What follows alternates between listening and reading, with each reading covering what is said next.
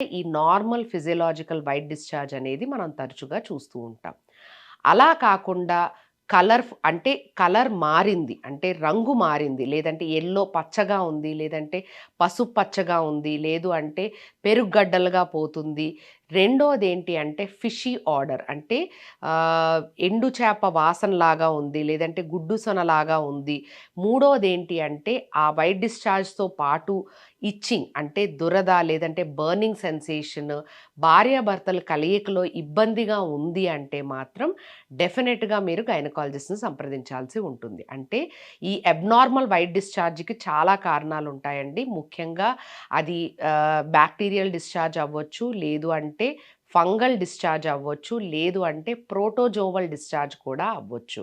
So, ఇందులో ఏది ఉంది అన్నది తెలుసుకోవటం కోసం మీరు గనక గైనకాలజిస్ట్‌ని సంప్రదించినట్టయితే లోకల్‌గా ఎగ్జామిన్ చేసి అక్కడ ఎలా ఉంది అన్నది చూసి దానికి తగినటువంటి ట్రీట్మెంట్ అనేది ఇస్తారు.